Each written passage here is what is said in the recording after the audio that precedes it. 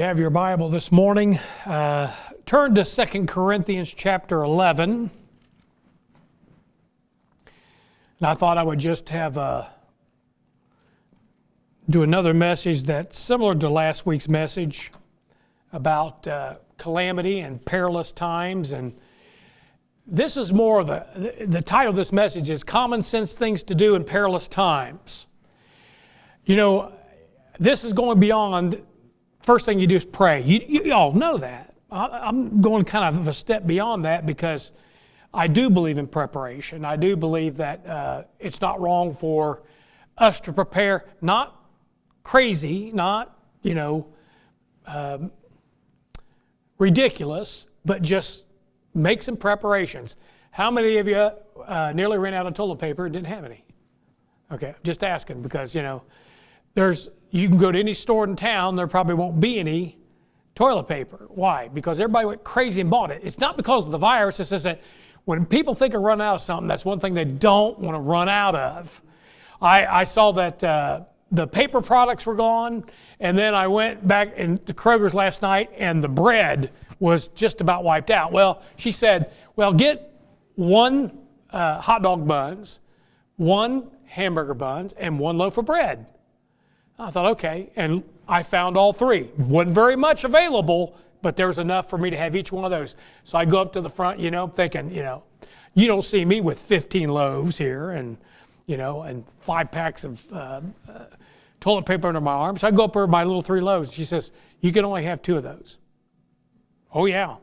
2 bread items. I said, okay, what do I want to go without? Hamburgers or hot dogs? Or peanut butter and jelly sandwich. Anyway, so we did have some of these smaller buns we could use for hamburger buns. So I put the hamburger buns back or let her have them. But, that's okay. I didn't get upset or it's okay, that's fine. I could have sent her right back in to get them as another customer, but I thought at least they did something to kind of stop the craziness. But these are just some common sense things. If you think about them, they make sense. And you know what? 50, 75 years ago, every household in this country pretty much did this. Because we were more of a farming community than we were, these big cities now. And everybody canned, everybody put up, everybody had candles. There's people who don't even have a candle in their house. And you got a flashlight, probably got the batteries are spent. And you don't have any batteries, and you're looking around, and groping around in the dark. You can just about go to any corner of our house, and there will be either a flashlight, a candle, or something that you can generate light with, because we've had the lights go out. We've had them stay out for hours at a time, and we've had to go with lamps. And, we've got a little bit there. We got backups to the backups to the backups, just in case. And it doesn't cost very much to do this stuff. I'm not talking about a lot of expense here. But you can't do it now. You can't wait till the crisis hits and then try to do it. You become part of the problem when you do that. And that's what they're talking about out there. But anyway, last week we read this verse, and I've quoted it so many times, with 2 Timothy 3:1. It says, "This know also that in the last days perilous times shall come." If it means what it says and says what it means, and we know that it does, it's not beyond our understanding that this could happen to us. We could find ourselves in perilous times. Now, what I wanted to show you is in 2 Corinthians 11, the Apostle Paul found himself in perils all the time. So it's not like we're talking about something that doesn't happen to Christians. It happened to the greatest example of a Christian in the Bible. He says there in verse 23, "Are they ministers of Christ? I speak as a fool, I am more. In labors more abundant, in stripes above measure." I haven't been beat yet. I have been in prison more frequently, but that was because I'm ministering. In prisons more frequent.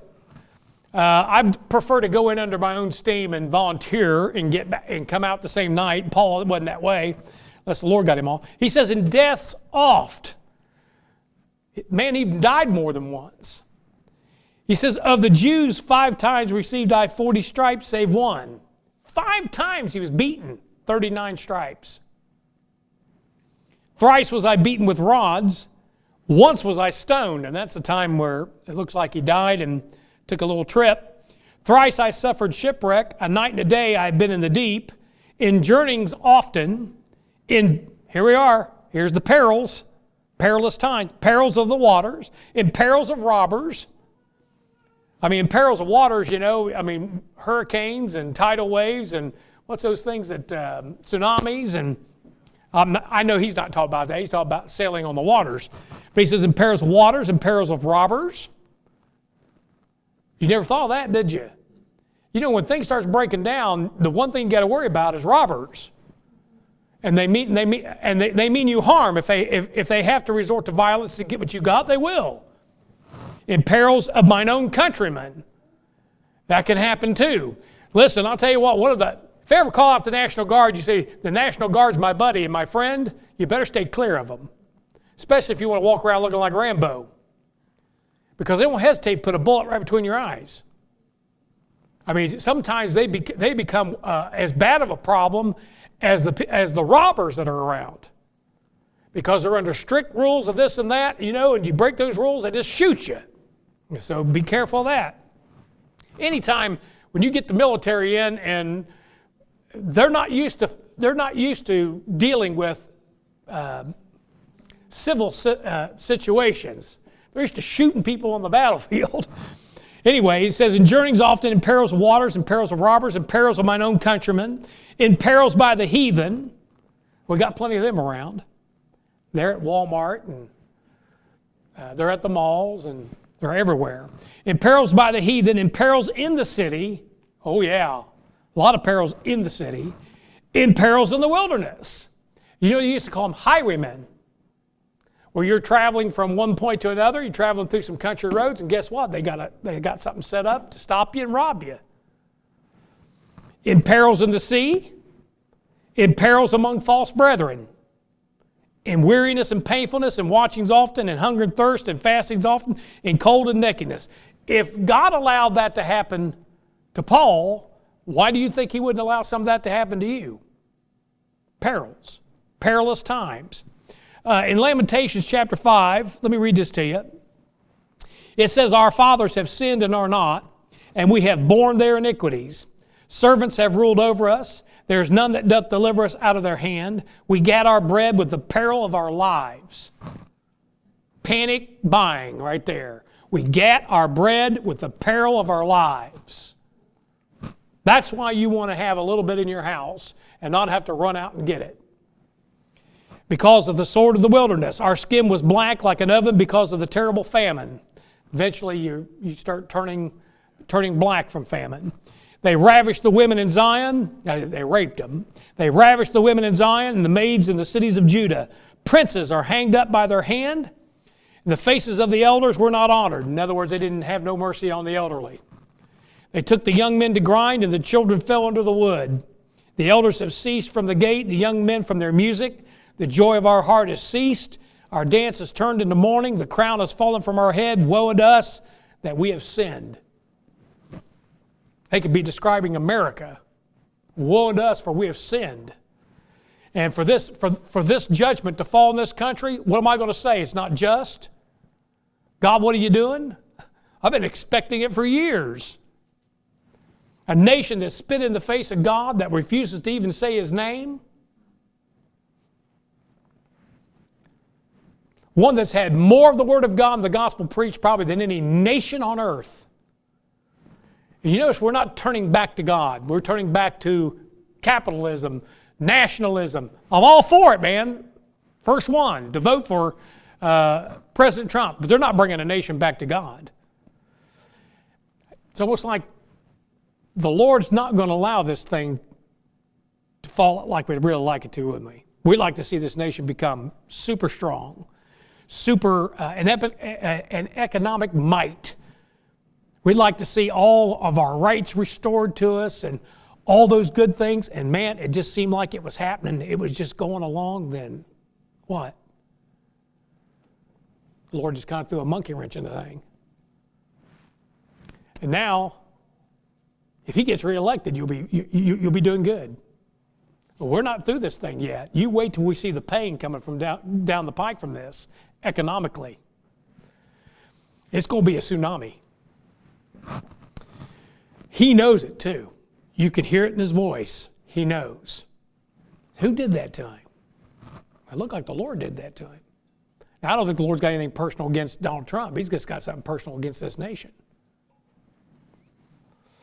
So what I'm talking about is the collapse of civility.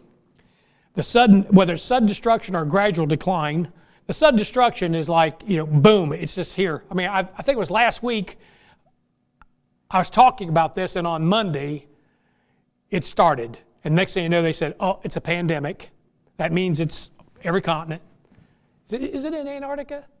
Probably not, but it's all over the known world where people are. So it's a pandemic. And then it was a national emergency. And now, all the local municipalities are jumping in on the thing. To where if you go read what they're saying, and Brother Tyler just read it to me, that they really have limitless power to detain you or keep you quarantined. In other words, they can do whatever they have to do. So if you really want to get difficult about it, they can arrest you, or they could even shoot you if they wanted to. I don't think they're going to do that, not yet. But just the fact that you are losing your personal rights and power as this thing goes along. That's what happens.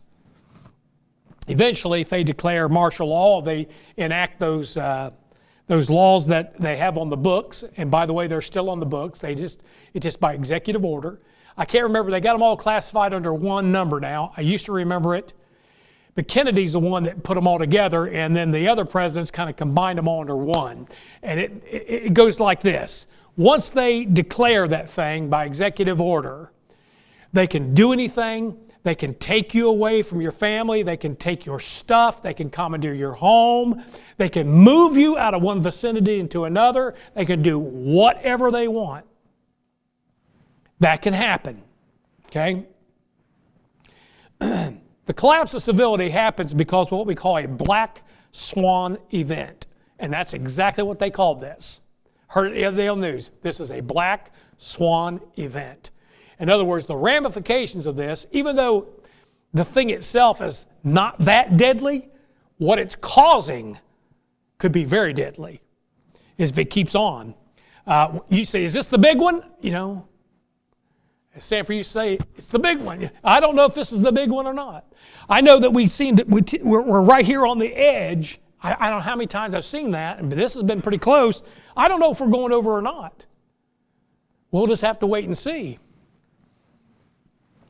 But things that cause a black swan event, like disease, if this would have been Ebola, I guarantee you it'd have been over the edge.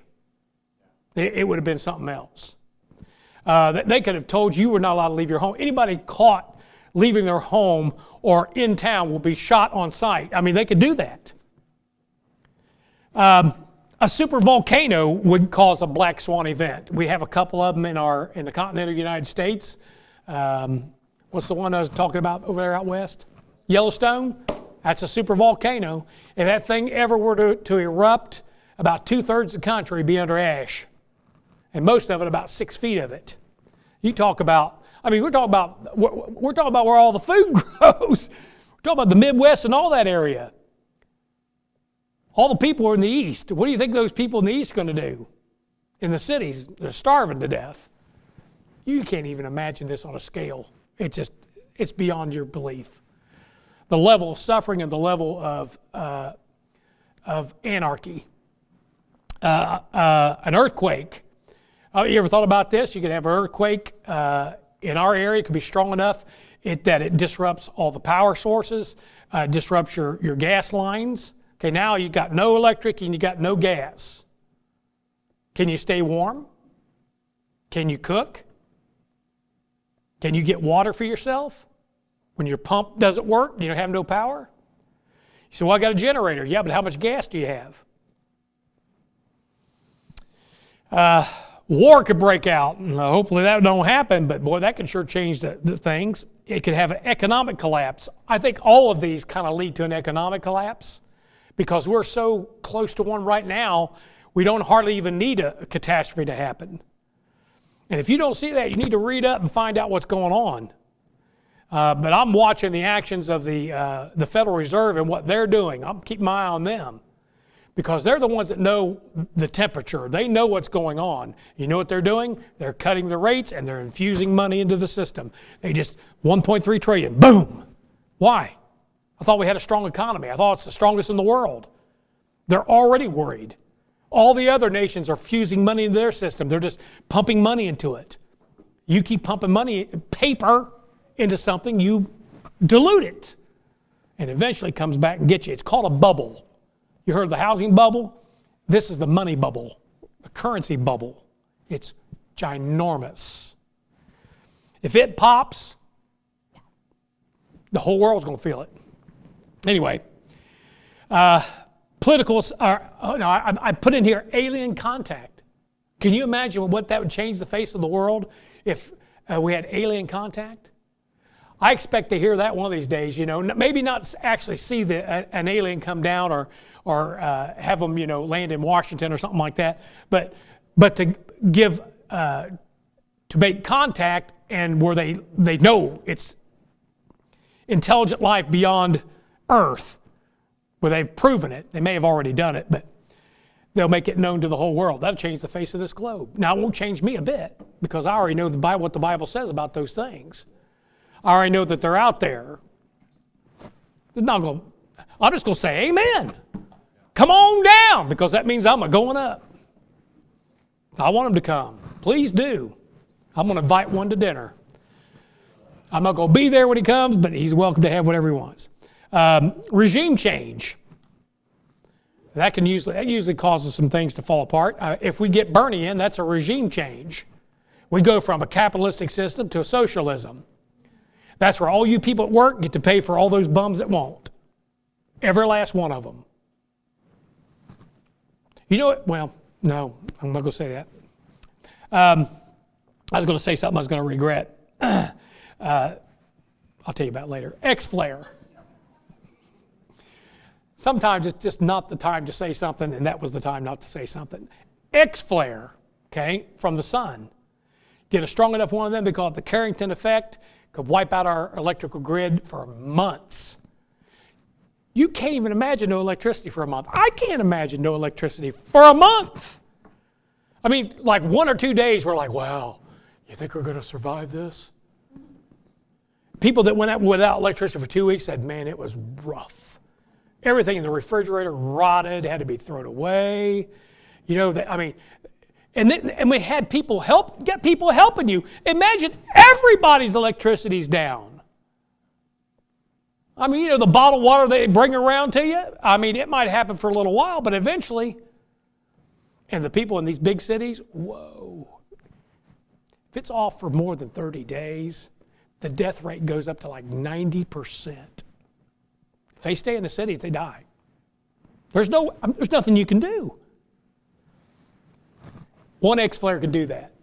And every other country is hardening their electrical grid, and the military's hardened theirs in this country, but our electrical grid's not been hardened. Not like it should be. You'll know when an X-flare hits, you'll see the Aurora the Aurora Borealis. When that thing happened in like 1852, whenever it was, the Carrington effect, they could see that thing at the equator. So much energy was in the atmosphere that they ran the only thing that was electrical at the time was the telegraph. And they ran it for 3 days without batteries. They just ran it off the current that's in the air. And then sparks were jumping off the thing, catching things on fire. I mean, if that happened now, man, everything you got, it would just, if it had any solid state parts to it, it would just burn it up. Couldn't handle all the energy coming through it, unless you had a Faraday cage around it. Anyway, nuclear exchange. We have just a mild nuclear exchange. Let's say Japan and North Korea. Well, mild in the sense that we're not involved. It would still mean the collapse of a world system, no doubt about it. Famine. You know, I mean, we had a little drought last year, man. It was getting kind of rough. But just imagine if it happened around the world for 6 months. It would definitely have far-reaching effects. But all these things can change, and change can collapse civility. You don't worry about that. Here's what you don't have to worry about. I got some good news. You don't have to worry about an Ellie. An Ellie is a extinction level event. They call it an Ellie. You don't have to worry about that. It's not going to happen. Okay? Now anything else could, but not that. So I'm not looking for an extinction level event, because the Bible says that's not going to happen. Because the Lord's going to come back, and we're going to have this planet for another 1,000 years, and then there'll be an extinction level event. But by then he's saved whoever he's going to save out of it. But there are 7 basic common sense things you can do in this kind of event beyond prayer and fasting, which is the first thing you should do. You may have to fast because you got no food, but I'm talking about pray about the thing. So here are 7 basic things. The first thing is put your confidence in the Lord, not in your government. I can't stress that enough. Some of you think you're really going to be able to just rely on the government. You're not. If there's 1 or 2 in distress, they can handle it. If there's an entire populace in distress, they can't handle it. Don't you know that by now? The hospitals can't handle it. The police can't handle it. The fire department can't handle it. And they're not going to be able to handle it for you. The worst thing you can do is keep involving yourself with them to where they're just pretty much telling you what to do. Be careful about that. You know, in all the years, I had some neighbors I really didn't care for. In all the years, in 15 years, I never called the cops on them, not one time. All wanted to, hundreds of times. I never did. Why? I don't want them in my life. I don't want them in my business. I don't want reports on me. I don't want to draw that kind of attention. I just don't. I'd rather put up with stuff, because I can see how it could go very much the wrong way, and it can. You want to see how the civil authorities start treating you, you just let there be a catastrophe. I mean a real one, not just a localized one where everybody comes in to help. I'm talking about everybody's involved and there's nobody to help. You'll be better off just to kind of keep to yourself as much as you possibly can. Confidence in the Lord, not in FEMA. Psalm 118, verse 8 and 9 says, it's better to trust in the Lord than to put confidence in man. It is better to trust in the Lord than to put confidence in princes. Government. Put your confidence in the Lord. Don't expect your government to bail you out. They probably can't do anything for you except tax or take from you. Oh, hey, somebody's over here trying to take something from me. So they come over and they say, oh, you're a hoarder, aren't you? They'll take all of it. Don't you know that? While you think they're going to protect you, no, they're going to condemn you. So I didn't hoard none of it. I collected it over a period of years. I know that. You know that. And they'll still take it. That's how this thing works. Now, if you don't believe me, then go read about Hurricane Katrina and go read about some of the things that took place and the people that stayed in place and what happened to them. I did. I seen the film of a cop throwing an old woman to the ground to get her pistol from her, and took the only defense she had from people coming in at night trying to rob her and take what she had. I saw that. Proverbs 3:26 says, for the Lord shall be thy confidence and keep thy foot from being taken. So trust in Him. Then there's just these common sense things. Collection of food, water, medicine, and camping equipment. Okay? 2 Corinthians 8:12 says, for if there be first a willing mind, it is accepted according to that a man hath, and not according to that he hath not. Now I'm just kind of pulling that out of context there. It's according to that a man hath.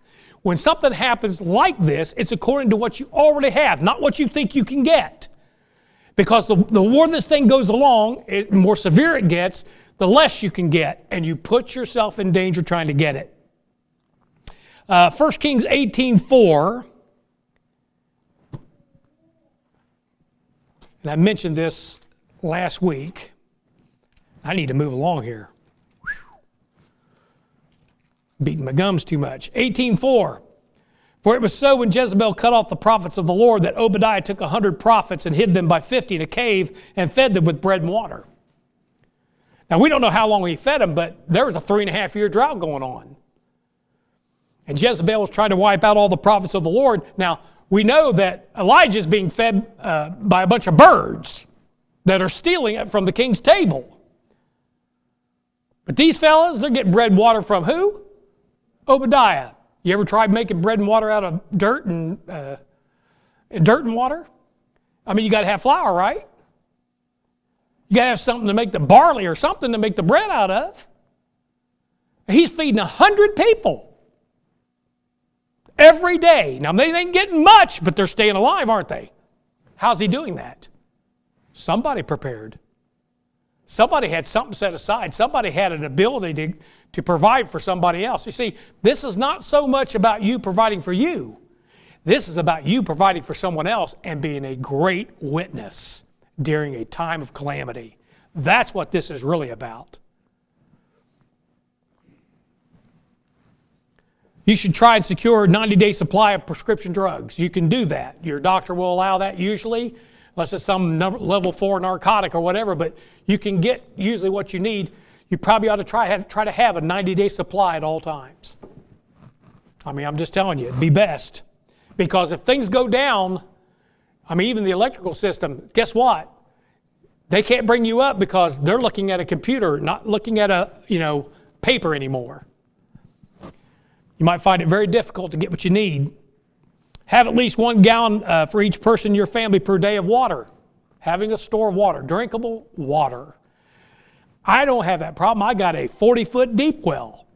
I've got a baler, I drop it down in there, bring up 1.5 gallons or almost 2 gallons every time I drop it in there. And that water is just as drinkable. I give it to the animals right now. But that water is better than my deep well water. But this was a dug well that I have on the property. So I have access to water. If you don't have access to water, you need to store some. There's ways you can do it cheaply. You can find out how to do it. You're throwing away bottles all the time, aren't you? You rinse them out, you put a couple drops of bleach in there, fill them up, put them in the basement. So I don't know if I like the bleach taste. You'll love it when your lips are parched and they're falling off.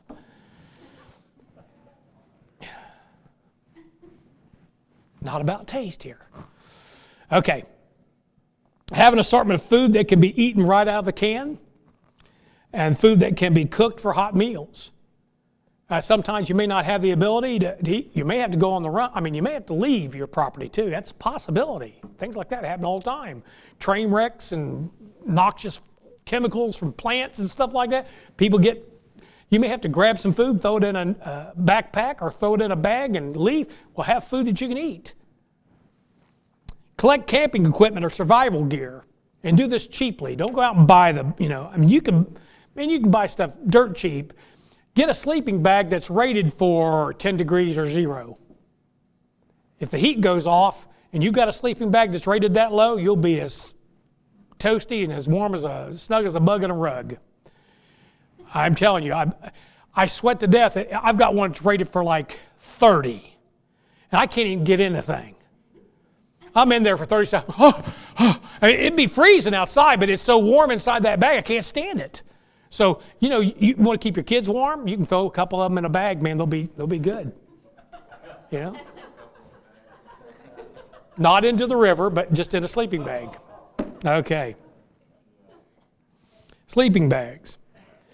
But it's something to have, just in case. At my place I have natural gas. Maybe you have propane. Well, you never know. Maybe the propane place blows up, and you can't get propane for a month, and you run out. I mean, it's dead of winter. You don't want to freeze to death. That's something you can have. You can put that stuff aside. Lights, small propane stoves, things like that, they really help. When you have them, we have them. I've got a propane grill. I've got about 7 propane containers. You say, where you pick them up? Pick them up at garage sales. That's where I pick them up, and I just go get them filled. And I keep them on hand, and I can run them. I got a stand-up portable heater that I can run them off of. I can run a Coleman stove off of it. Got all those things. And I'm talking about running the big cylinders off of it, not just these little bitty ones. I've got the adapters to go to that. You say, why? Just in case. I want to be able to eat hot food sooner or later. But just think about the stuff that you might need if you were going to go camping, that you could survive, that'll help you survive. And just think about those things. You can get them for pennies on the dollar if you just look for them, but you can't think about it now. You know, if this thing were to really hit the fan, you know what I mean? If it really were, you wouldn't be able to buy anything. I mean, it would wipe it out. Because everybody's going to be on the same page as you at that point. We got to get what we can get right now. Let's just buy it out. Another thing to think is not only confidence in the Lord and collection of food, but cash on hand.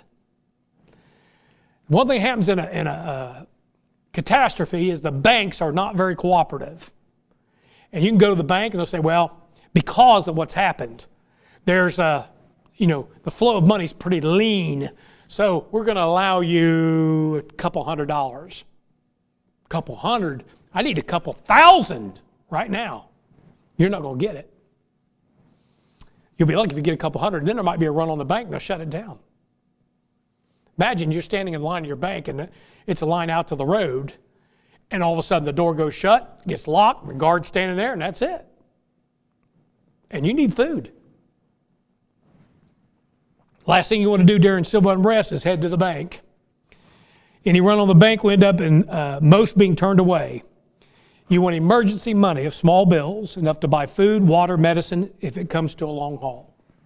So have some, set aside $10 a week or $10 a month. If it gets down to that, just don't touch that money. Emergency money. Everybody used to have an emergency can of money or a jar of money. You know, they called it the house fund or something. I mean, just have some cash on hand, because you never know.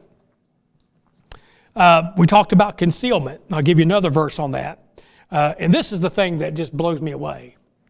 I went out yesterday. I waited till all the crowds stormed through the stores, but I guess during the day it got really wild out there. Aldi's and Kroger's and Walmart. Well, we went out in the evening, and we went to Aldi's and we went to Kroger's. And I mean, they were wiped out. I mean, there's a lot. The bread was gone, man. Everybody must have stocked up on bread because it was all gone in nearly both stores. Like I said, there was a little bit left, and I was able to get some, but they had wiped it out. But you've seen those videos where everybody went storming into the store, you know, and there are fights going on, headbutting people, you know, and you've got, I saw an adult try to take from a child a thing of toilet paper or something, was trying to take it from a child. And then the mother's, you know, you want to be in on that? How about when you walk out of the store and somebody puts a gun to your head, takes your groceries? That's the thing that you'll put yourself into. And the verse I showed you was Proverbs 22:3. It says, a prudent man foreseeth the evil and hideth himself, but the simple pass on are punished. Yes, you are a simpleton if you go out during this time when everybody's out there trying to get a little bit of something and you want the same thing. You're a simpleton because you're going to get punished for it. You get your brains half beat out. You may get just robbed. But you might get hurt. You might get your family hurt. And people bring their kids along, man. I mean, Proverbs 28:28 says this, when the wicked rise, men hide themselves. But when they perish, the righteous increase. Proverbs 28:28. Know when to hide yourself. Know when to lay low. Know when to just wait. Let the crowd kill each other if that's what they're going to do. And you're just standing there saying, boy, am I thankful, Lord, I don't have to go out in that. Because you know what? If you've got kids, you will. You'll go out. You'll have to. And you're going to take your own life in your own hands. And the Bible doesn't say you're prudent. says you're a simpleton. Just telling you the truth here. And then there are commodities. You may need something to trade with if things got really bad, if things progress to a state where the whole country's in chaos. Let's say the money system were to go down. What have you got to trade with?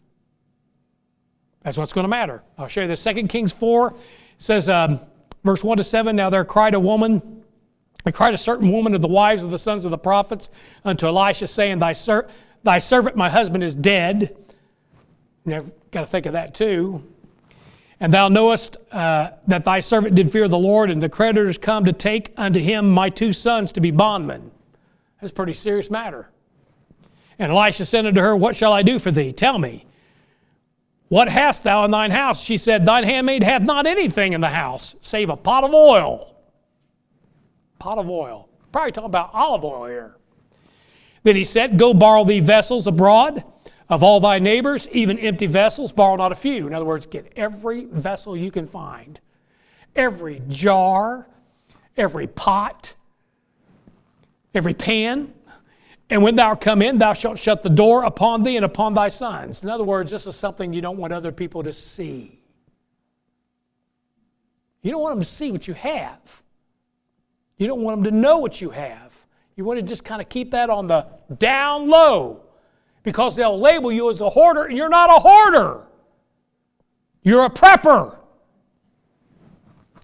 It says, And thou shalt pour out into all those vessels, and thou shalt set aside that which is full.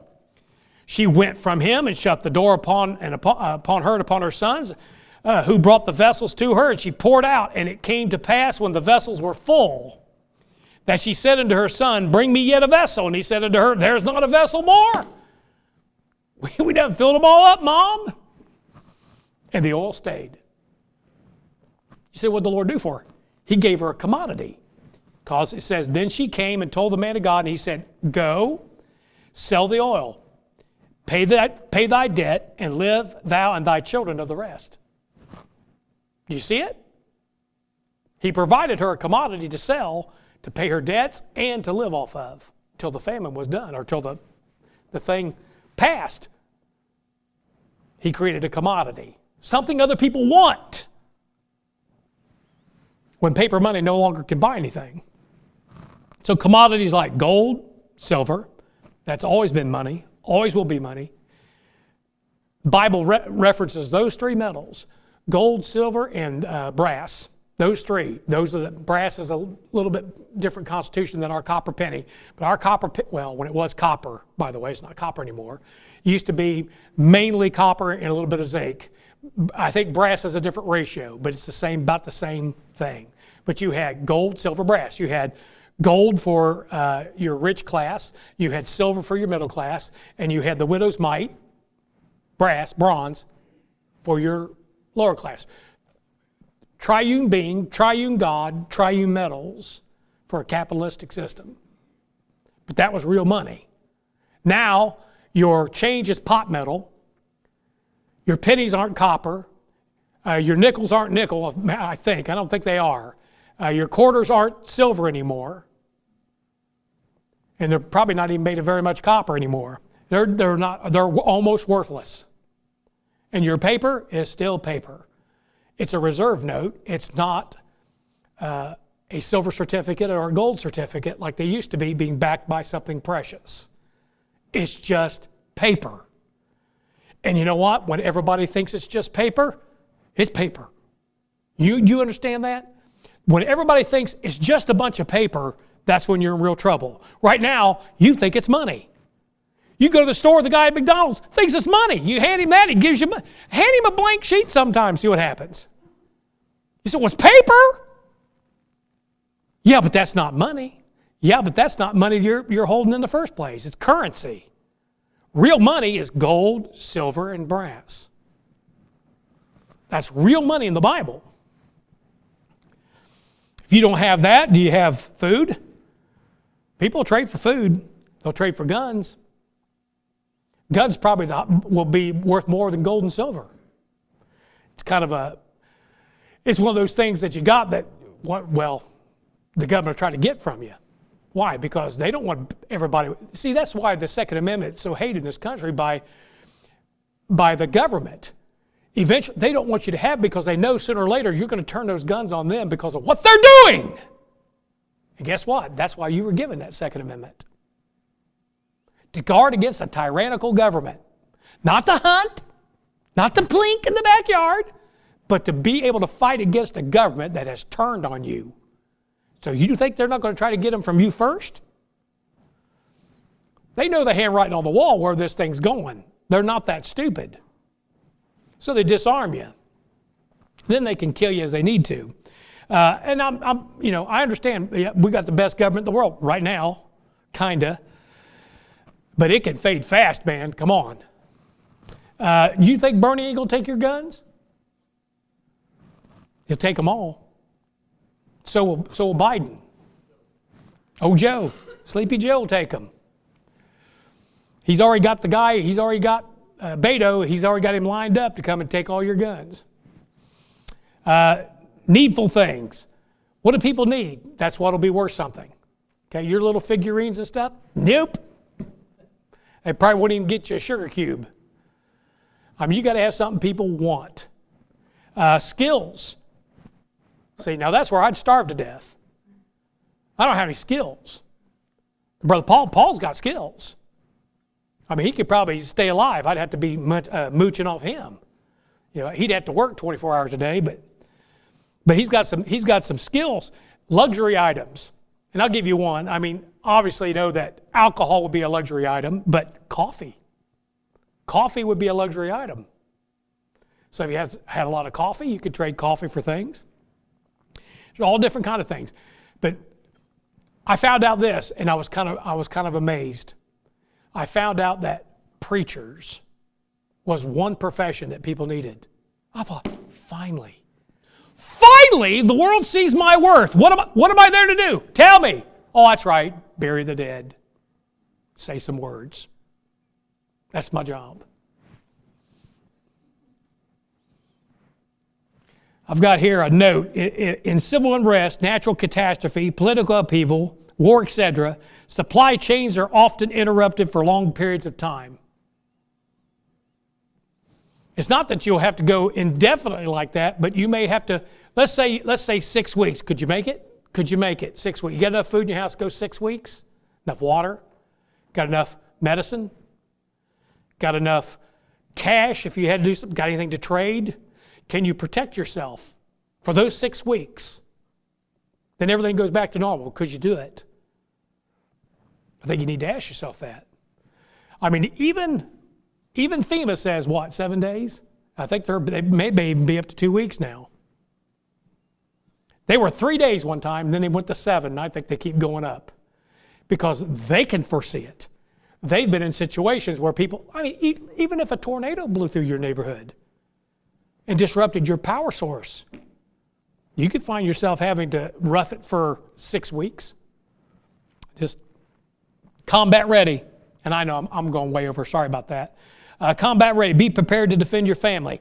Exodus 22:2. And I'm going to read that real quick here. Just so you know. He says, if a thief be found breaking up and be smitten that he die, there shall no blood be shed for him. That's what you're going to have to contend with. Probably more than anything else is someone trying to steal what you have, and you're going to have to protect it. You're going to have to protect your family. So you have to be combat ready. We went over this several times. Or last week we talked about it, where Jesus, when he left his disciples, he said, then said he unto them, but now, after he's leaving, he said, but now, he that hath the purse, let him take it. There's your money. Likewise, this scrip, that's a shepherd's bag, and that has your supplies in it. And he that hath no sword, let him sell his garment and buy one. It's important that you're able to defend yourself. A sword was the premium weapon of the day, especially a Roman short sword.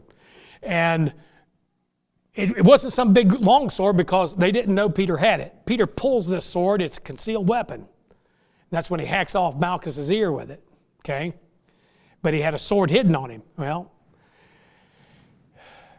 there's your right to have and bear arms. beyond the permission of your government. Remember we talked about that this morning? That's all I'll say about that. But be able to defend yourself, be able to defend your family. You say, well, I don't know, I'm a lousy shot, then become a good shot. Practice, learn. One thing about, and this is one thing that concerns me, is a lot of women will go and get a gun, and they're more scared of the gun than they are the person coming at them. Worst thing you can have is a gun on you that you're more scared of than the person coming at you, because they'll take the gun away from you and pistol whip you with it, or shoot you with it. The gun ought to be like a warm friend. Didn't somebody write a song about that? Maybe I shouldn't put it that way, because somebody ended up shooting him. The gun ought to be as comfortable in your hand as a pencil or as your Bible. It ought to be comfortable. You ought to have some confidence with it. And if you don't, shoot. Go and practice. Put some lead down range. Come to my house. I'll let you use our range there, and just learn how to be comfortable with it, how to load it, how to unload it. If you're using a revolver versus a semi-automatic, you need to know how that gun operates and what can go wrong with it so you can correct it quickly.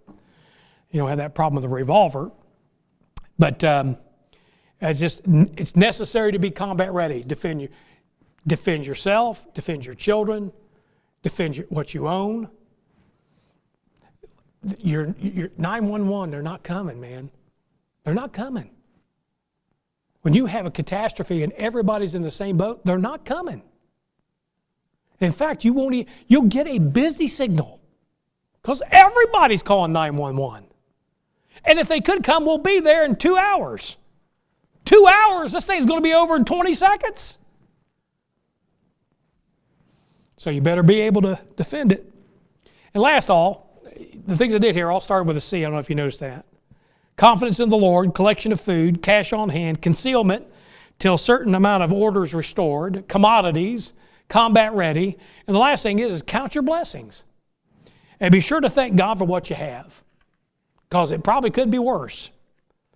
And just, well, you know what? Learn from what's happening right now.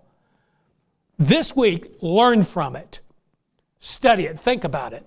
What if this would have gotten worse? What if it does get worse? Where are we lacking?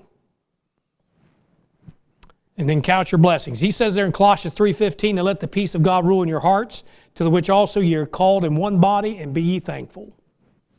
Be thankful to God. And you know what? Most of all, be thankful for your church, because we're going to be here for you. We're going to be here for one another. It's not about me providing for me anymore. It's about me providing for someone else. I'm going to be looking out for the folks in my church, but I'm going to be looking out for my neighbors too, because you need your neighbors. So you say, well, I don't get along with them. I didn't get along. I'm glad I got some new neighbors. I can get along with them. But if you got neighbors, maybe you haven't even met them. I mean, it's been that way these days. You probably ought to. But I'll let them know you're there. You can count them. If you can help them in any way, let me know. Okay? Because they're a guard to you on your right and on your left. You find that when David is keeping Abigail's and what's his name? Nabal? No. Naboth. No, Nabal. He was real curlish kind of fella. Selfish. But David is a wall on every side of him with his men and keeping his flocks. And your neighbors are a wall to you. To your right and to your left. I mean, they're watching out for you. If something's happened, they let you know. It's happening here. You let them know. You see how that works? You need your neighbors, especially when there's a catastrophe. So be kind to them. Be helpful to them. Let them know that they can count on you, and then you'll be able to count on them. Okay, I know I went through a lot. That's the longest I've preached in a long time. But as this thing keeps going on, I don't know where it's going to end, and I just want you all to just be thinking about some of these things. I hope it is a help to you. Let's all stand.